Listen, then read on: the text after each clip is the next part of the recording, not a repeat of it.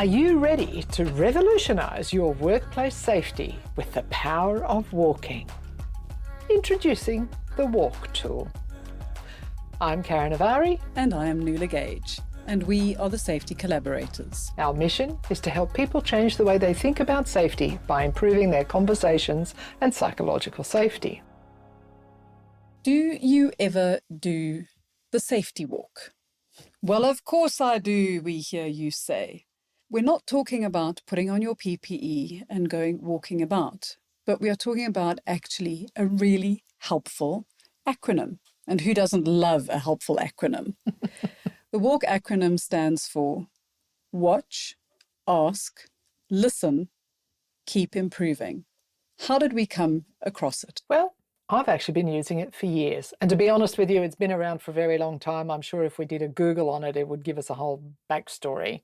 But I was introduced to it on a project I was working on a long time ago in Chad, in fact, where I was running for many months a series of safety leadership workshops for their frontline leadership. And it was for Weatherford drilling back in the day. I don't even think they exist anymore. That's how long ago. And more recently, I shared it with a safety leadership cohort. So I'm running a series of workshops for another client. And this particular cohort, 19, they loved it so much. I said, oh, where can we get that? So I thought, well, let's create an infographic. So I gave that to them, which we put in their communal space, and which then I thought, well, that just might make a bit of a fun podcast. And so, of course, you are now able to download the infographic in the show notes for this podcast. But let's walk through the WALK acronym. Let's start with the W, which we mentioned stands for watch. So W is all about watch what people are doing.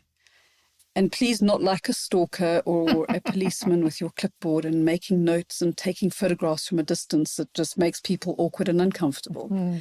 It's still about being your engaging, leading self, somebody who's curious and interested in what's going on. So think about things like, are people wearing the correct PPE? Is it appropriate to the job? Do they have a procedure that they're following? So this is what you're looking for. Are their actions hazardous to themselves or others? Do they look comfortable?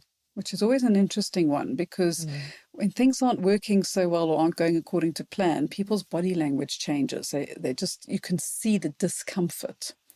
And do they possibly appear stressed? And that's around the individuals or the person, but it's also around watching the environment. What does housekeeping look like? Is the area clean? Is there stuff lying all over the place? Are there hazards that maybe people have become so used to what's going on that they're not seeing the hazards? Are the safety signs adequate, or have people even become sign blind? Because we do become sign blind after a while. It doesn't matter how many signs you put up in different places, eventually it's just another poster on the wall. So unless we're stopping and having a conversation, it might just as well be a picture of fluffy sheep, floating about. It just made me think something was really interesting. When I first moved to Scotland, it still blows me away, actually. There's very little signage here. You can go to some countries and cities and it's just awash with signage and sales, promotion, and all sorts of things. You just like, wow. So if you go somewhere like Hong Kong or Singapore, there's Las Vegas comes to light. There's lights and brights and everything going on. And in Scotland, there isn't.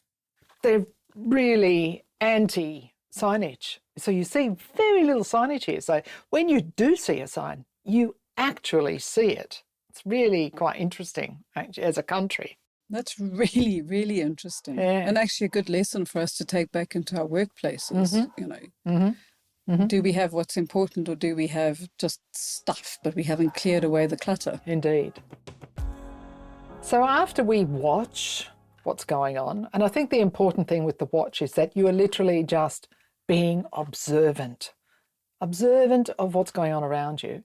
We then move to, now we might be curious, so let's ask some questions. So be curious around, well, what is the person or persons or the team doing? Why are they doing it? How do they look like they feel about what they're doing? What are they telling you? what do they think will improve performance and safety? And if we think about the last 3 podcasts that we did, which was all about the 5 principles of human performance, one of the ways to find out what's going on and not make assumptions about things is to actually ask questions. You and I, we spend a lot of time, or have done spend a lot of time, in the work site, on work sites, and we can't just walk up and tell people what to do because that's not our job. No, not at all. So we have to be in that state of curiosity and wonder where we're just constantly curious, even if we think we know the answer. So if you're a leader using this acronym, even if you do know the answer, it still pays to ask the questions, to get different perspectives from people, how they think about what's going on around them, and if it's working well or if it isn't. So often we ask, how did that go when things have gone wrong? But imagine if we were doing this on a little bit like the 5-minute manager rule, just as we're meandering about and asking questions and seeing what the responses are. There is a challenge with that, but we'll come back to it. And on ask, it's things also about really ask, well, how are people interpreting the JRA? Yeah. How are they interpreting the prompt card before they start their job? How are they holding their toolbox talks, that kind of stuff, Do they feel that everybody walked out of the toolbox talk clear and in a direction of where they needed to go and understanding where they needed to do a check-in? There's so many wonderful ways of being curious and asking questions that open up people and help them think as well as you. Absolutely.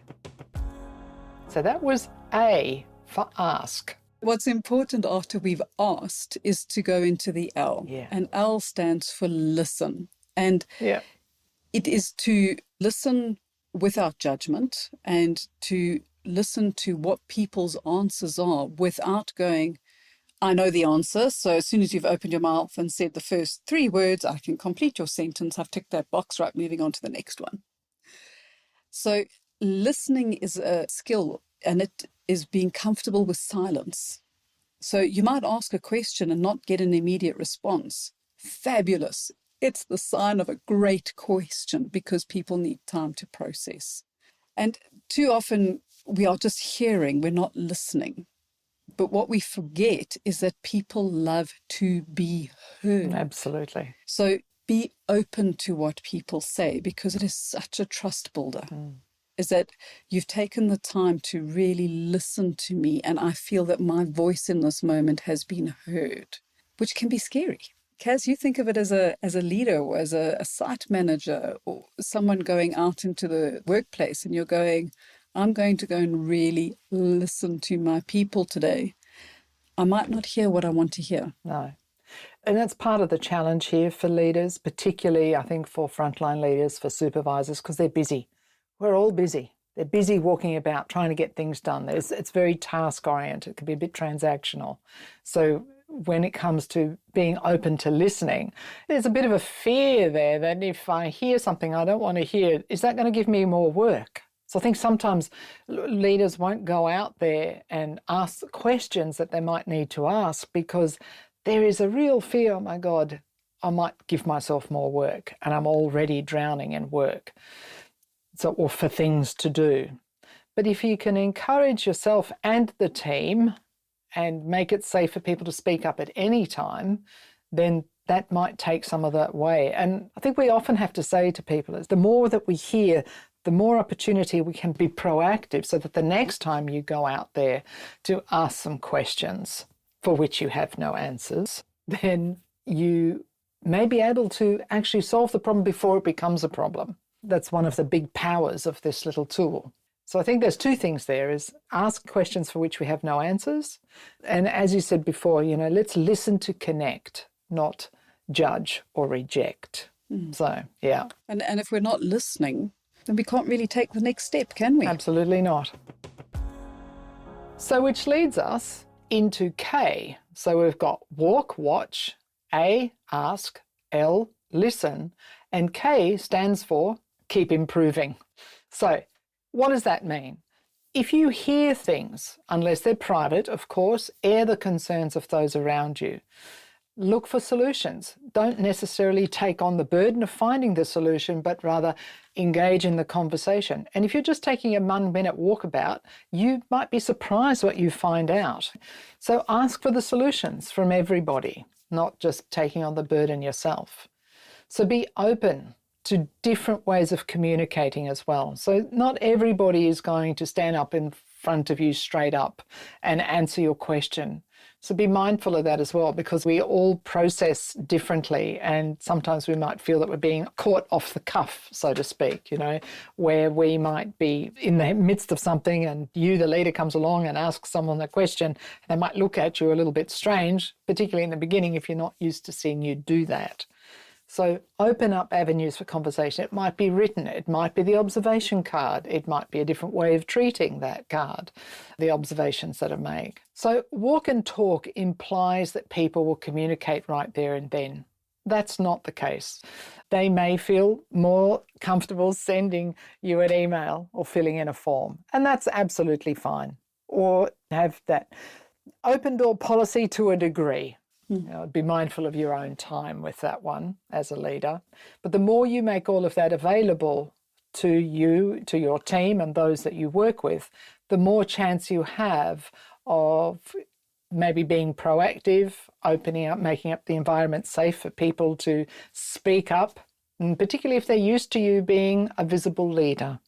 And on that, as you said a little bit earlier, if this is not something that you would normally do, it might feel a little bit uncomfortable to you in the beginning, and it may well feel a little bit uncomfortable to your people. So feel free to introduce it and say, we're giving you the infographic on it. Share it with your teams and say, this is a tool that we would like to see how it works. I'm going to start coming out and doing a little bit more of the safety walk, but this is the format I'm going to be using. And I'd like you to do it with each other, or whatever the way it is that you're going to introduce it in a way that it's not why is Karin suddenly out here so often? And what is she looking at? Why is she watching us? It's making me feel uncomfortable. Yeah. Or that it's a burden, or that it's something that's another expectation. It shouldn't be that. It should be quite a free-flowing thing.